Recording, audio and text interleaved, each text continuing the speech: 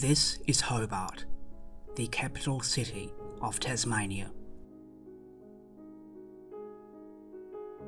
It was established in 1804 at Risdon Cove and is now home to nearly half of all Tasmanians.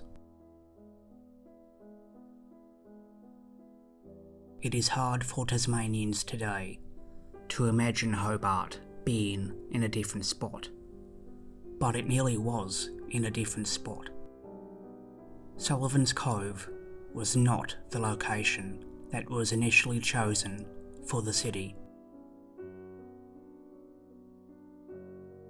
The original site was located further down the river on the eastern shore at a place called Risdon Cove. Today, Risdon Cove is nothing more than a large grassy area, but there was quite a substantial settlement here back in the day.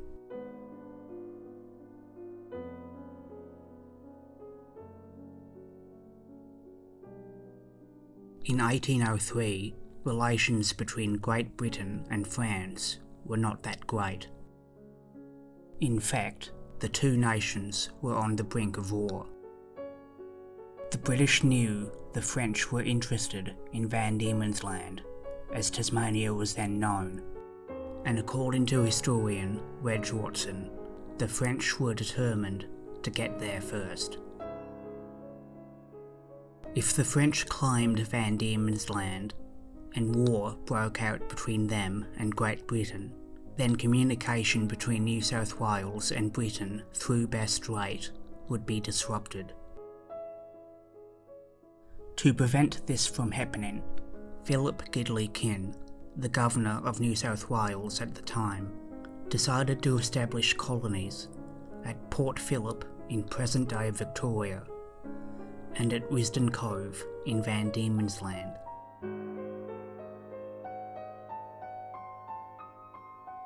Just as a footnote, Port Phillip was established in October 1803, but was abandoned nearly 3 months later due to a lack of fresh water and good quality timber.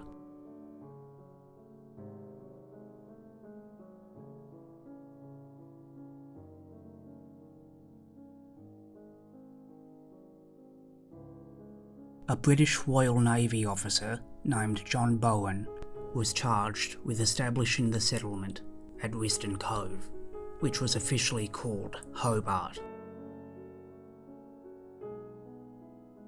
He arrived there on the 12th of September 1803, and he wrote a letter to Governor Kyn shortly after, stating that Risdon Cove was the best place for a settlement along the Derwent River. But it actually wasn't. It lacked the fresh water needed to sustain a large settlement,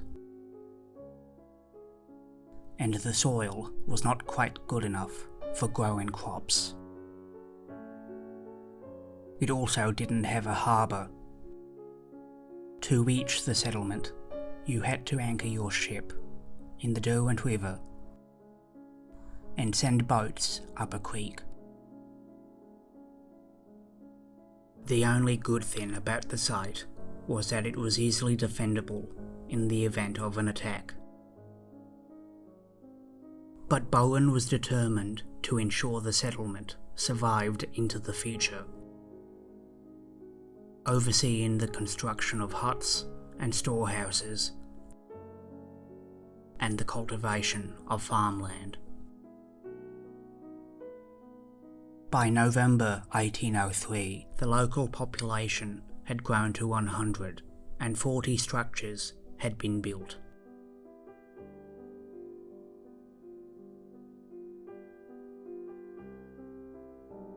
On the 15th of February 1804, David Collins arrived at Risdon Cove. He was an officer of the British Royal Marines, and Philip Gidley Kyn had recently appointed him as the new Lieutenant Governor of Van Diemen's Land.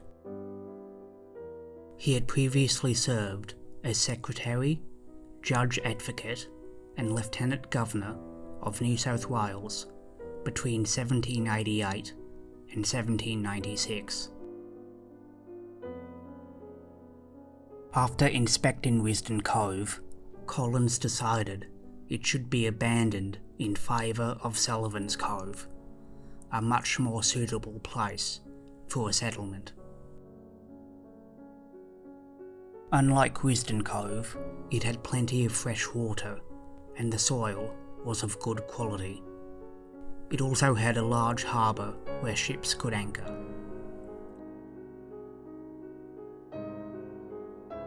Bowen was surprised and frustrated when he found out about Collins's decision. He had worked hard to ensure his settlement survived into the future. Perhaps due to his frustration, Bowen did not officially hand the settlement over to Collins until the 8th of May, 1804.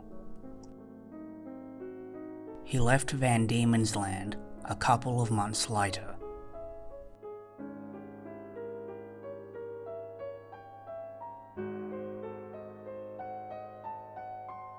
On the 3rd of May, 1804, 5 days before Bowen transferred Risdon Cove to Collins, around 300 Aboriginal men, women and children approached the settlement, and the soldiers on duty there fired at them. Accounts of this confrontation differ so much that it is impossible to know what exactly happened. However, the official government verdict is that 3 Aboriginals were killed by the soldiers because of an altercation over some kangaroos, and for attacking a settler and his wife.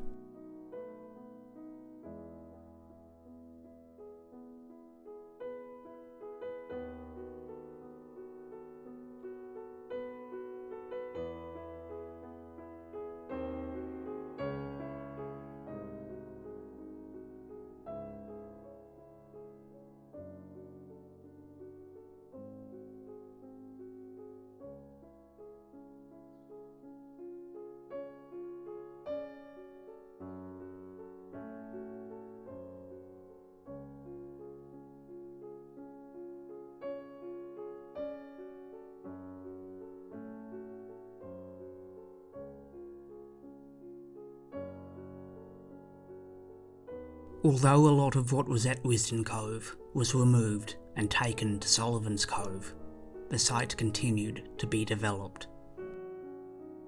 Settlers moved in, houses were built, and the land was farmed. In 1904, a monument to John Bowen was unveiled at Risdon Cove to mark 100 years since he landed there.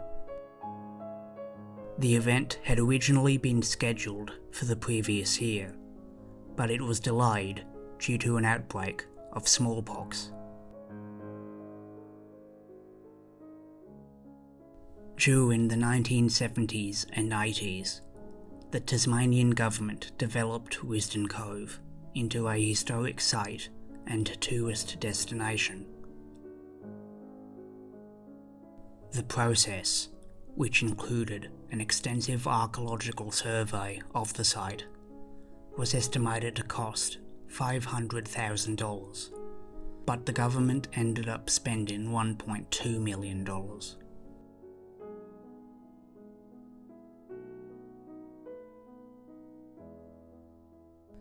In December 1995, the Tasmanian government transferred ownership of Risdon Cove to the Aboriginal Land Council of Tasmania in an act of reconciliation.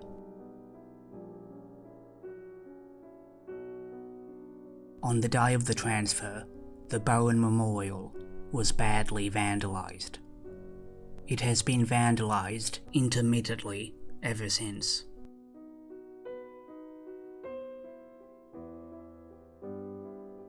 The Aboriginal Land Council currently maintains Risdon Cove as a cultural and educational facility.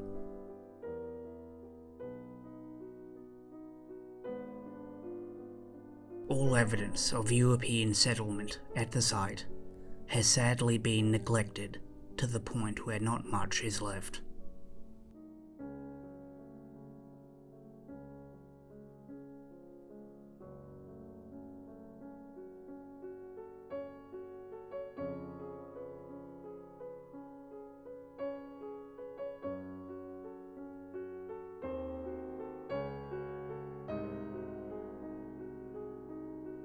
Current legislation states that you can visit designated parts of Risdon Cove, but only during daylight hours.